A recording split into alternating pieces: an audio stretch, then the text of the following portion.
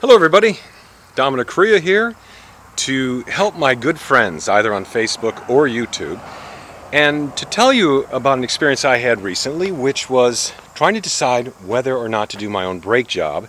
I did this many years ago when I was a younger man, of course, and when I went to Sears, and don't misinterpret what I say, Sears is a very good store, but I did check out the price for a front brake job that's disc brakes, and the price out the door was $395.81 for the front set of brakes, not the back set. Those are drums in the 2008 Ford Escape. The front set are discs. The actual, so keep that in mind, $400. The actual price for parts is about $150 for a really good set of rotors and pads, ceramic pads, which, by the way, just to give you an idea, the car has 115,000 miles on it. This is the original set of pads, and you can notice that the wear lines are still present. That is to say, the brakes are still in great condition, believe it or not. You can see the thickness, and they haven't gone down to the beyond the wear lines. Here's the new set for comparison. You can kind of gauge it yourself. So the ceramic brake pads are actually very good and the way to go. With 115,000 on the original set, I'm impressed. Now, the real trick to doing this kind of work is to make sure you have one hell of a long breaker bar. That's about a 30-inch breaker bar. It makes all the difference in the world. You don't have to struggle with loosening two of the only bolts. There's only two nuts that hold the caliper on. I'll show you that in a minute.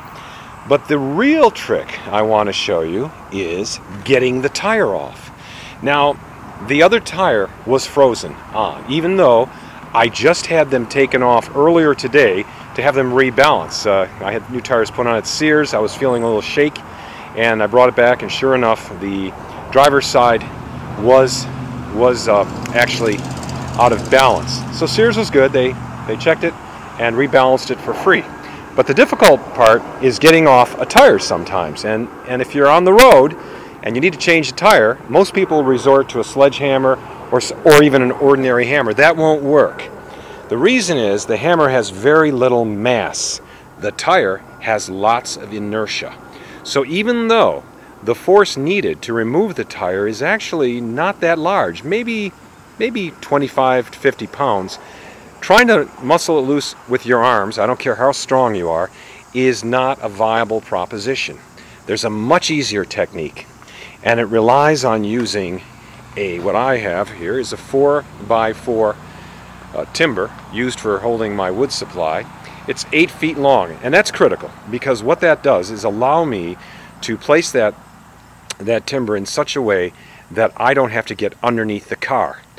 There is enough mass and inertia, and for those of you who aren't familiar with the physics, don't worry. The point is this, that what inertia does is allow you to move a particular mass up to a speed and then generate an enormous amount of force when it makes contact with the wheel. I'm going to try to position this so you can see me do this offhand, and let me see if I can get that for you displayed. This may be a little difficult, but I'll show you the technique here. I'll put that here, and with any luck, I may have it in the yeah, I think I do. Great. So I'm going to show you the technique. Watch how it works, and it's very effective. Again, I'm going to put myself not underneath the car. I'm actually in front of it, so I'm in a safe position. And balance it on your elbow and just give it a nice little, and it comes right off with ease. All right. Don't try to hammer it. You'll pound until there's no tomorrow and it just doesn't work. All right, I'll resume. Well, no, we can start. I can keep going right now.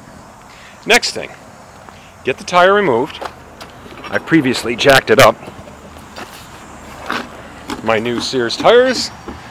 Now, the cool thing about the Ford 2008 Escape is that there are actually very few parts I'm sorry, block that. There are only very few parts on the calipers. The first one you're going to need to do is take off the anti-rattle clip. And that's an easy proposition. I'm going to try to do this with one hand. I don't know if I'm going to be very successful, but it's just a simple clip. Oop. And trying to do this with one hand really is, there we go. Comes off, no sweat. That takes care of that part. Now I'm going to angle the wheel in such a way that I can get at the various bolts. So I'll do that right now.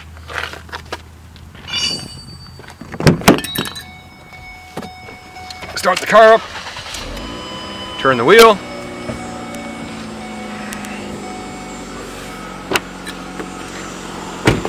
Okay, and actually I've turned it the wrong way, so I'll turn it the other way.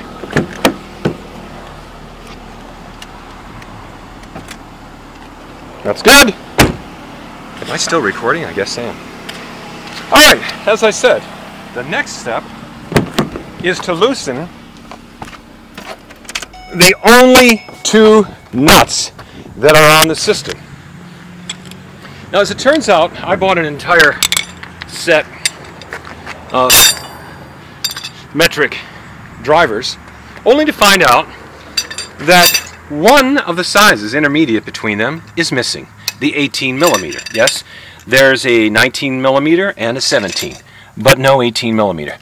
I don't know if you can see. I'll try pointing to the nut that I'm going to try to remove. That's right there. And with the breaker bar, it should be, as Bruno would say, a piece of cake. Watch carefully. Here we go. Effortless. Okay, first. And I'm trying to do this one-handed, which is not the easiest thing. But, you know, proves that anybody can do this. So here's the first nut. Unscrew that by hand after that.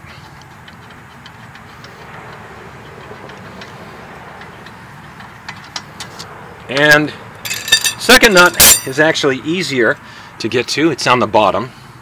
So I did the hardest part first. Get that. Oop. You know, this really is, I should have had a camera. Okay. Now watch this, how easy, with a long 30-inch bar. Oop. Just pop that up. Yep, that comes off. Need one more.